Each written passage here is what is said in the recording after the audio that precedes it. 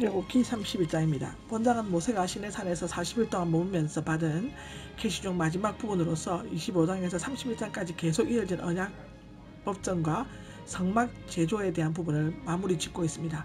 크게 성막을 지을 두 책임자를 임명하는 일과 안식일에 대한 규례, 십계명 돌판을 실제로 주신 것 등이 기록되어져 있습니다.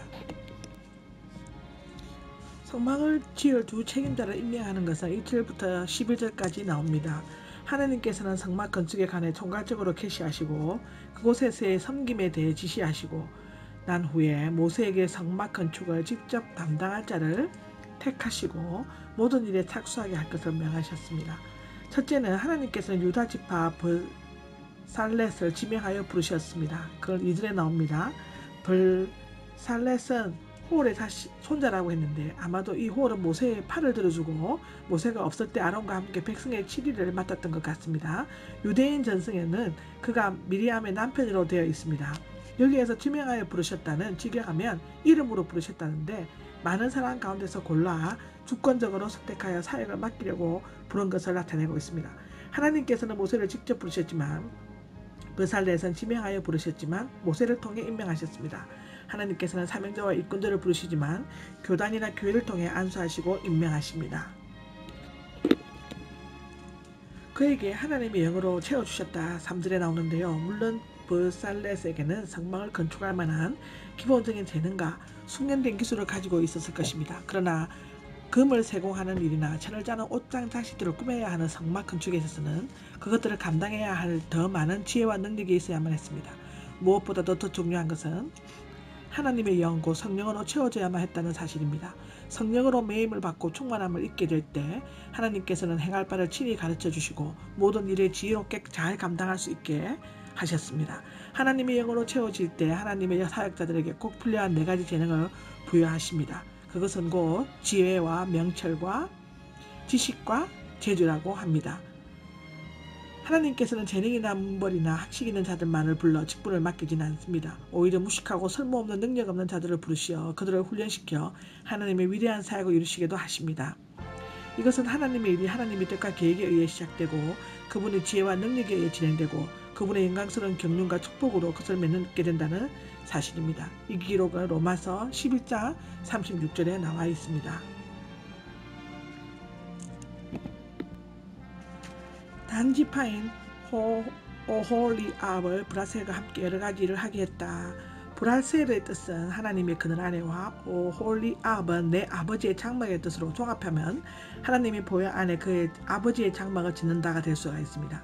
여기에서 오홀리압은 감독자 벌살렛을 돕는 일을 하도록 임명되었지만 하나님의 일을 하는 데 있어서 높고 낮은 계급상의 차이는 없습니다. 아론과 같이 제사장 일을 하는 사역자나 기구를 들고 일하는 벌살렛은 성소의 하나님의 일을 한다는 점에 있어서 똑같은 의미를 가지고 있습니다. 교회에 있어서도 목사나 전도사, 장로나 근사 등의 집사 등은 하나님의 일을 효과적으로 수행하기 위한 서열에 지나지 않으며 하나님 앞에서는 모두가 똑같이 필요하고 소중한 존재들입니다. 또한 아론은 레위 지파, 벌살렛은 유다 지파, 오홀리압은 단 지파에 속해 있었는데 서로 다른 지파의 출신들이 한 가지의 목적을 위해 서로 협력했다는 사실을 본받을만 합니다. 하나님께서는 또한 재능이 있는 사람들을 더해 주셔서 그가 명령하신 모든 것을 잘 만들 수 있게 해 주셨습니다.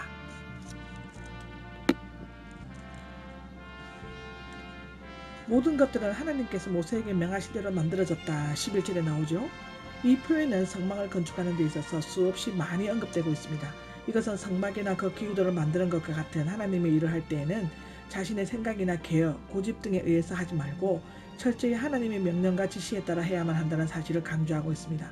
그런 의미에서는 성막은 그것을 설계하신 하나님, 그것을 전달한 모세, 그것을 만든 기술자들이 함께 만든 종합 건축물이라고도 할 수 있습니다. 안식일 준수 명령은 12절에서 17절까지 나오는데요.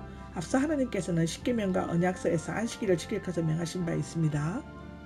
그런데 성막 제조에 대해 지시하는 도중 안식일 준수를 다시금 언급하신 것은 성막을 짓다 보면 바쁘다는 구실을 들어 안식일을 지키는 것을 소홀히 할 위험이 있기 때문이라고 합니다. 사실상 신약시대에는 계명을 어기면서도 하나님의 일을 한다는 핑계로 자신의 이익을 위해 안식일을 범하는 자들이 있었습니다. 마가복음 7장 12절에 나오죠. 안식일은 이스라엘의 하나님의 통치 아래에 있게 한 언약의 표징이었고 하나님에 대한 복종의 시금석이기도 했습니다. 따라서 안식일을 지키지 않는 것은 하나님의 절대 명령을 어기는 것으로 죽음밖에 없었습니다.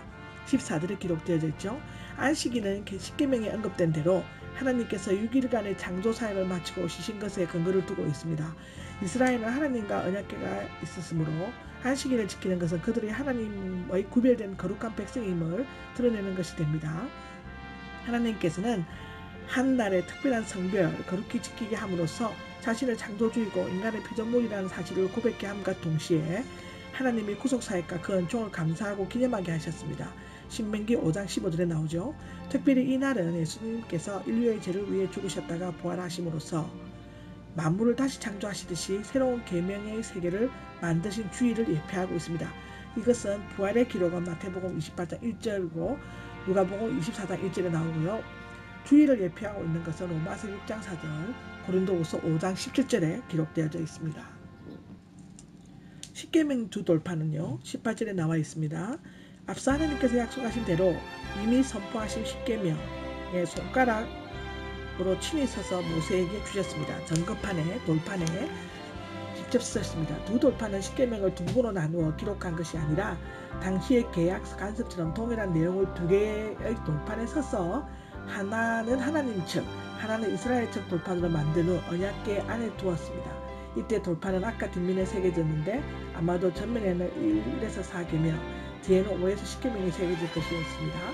이제 10계명은 문자로 기록됨으로써 하나님께서 직접 계시하시는 대신 율법을 중심으로 자신의 뜻과 언약을 전달하려고 하셨습니다. 어떻게 보면 10계명은 엄격한 명령 같지만 실제로 10계명에는 하나님의 백성을 보호하시고 사랑하시며 구원하시려는 깊은 뜻이 담겨져 있습니다. 아멘. 출애굽기 31장의 히브리어 공부입니다. 브살렛은 하나님의 보호를 받는 이란 뜻이고 유다 6대 손으로 성막 건축을 위해 소명받은 자, 하나님의 부르심 없이는 하나님이 일어날 수 없었습니다. 3절에 나오는 충만하게는 말레라고 있습니다. 채우다, 만족시키다의 뜻으로 부족함이 전혀 없는 완전하고 충분한 상태를 말하고요. 6절에 나오는 오홀리압은 아버지의 장막이라는 뜻으로 브살렛의 보좌여 주로 직무 관련 일을 휘장과 의복 등 일을 맡았다고 하고요. 14절에 나오는 더럽히는 할랄의 원뜻은 오염시키다, 상하다, 신성을 모독하거나 거룩을 훼손함을 말하고 있고요. 15절에 나오는 큰 안식일은 샤바티온이라 있습니다. 안식일의 안식일 중요성과 그성을 강조하기 위한 표현이라고 합니다.